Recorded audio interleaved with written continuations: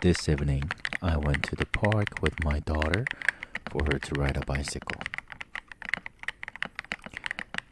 And while she was riding, she all of a sudden stopped and asked me to go somewhere else with her. I asked, "What happened?" I got scared.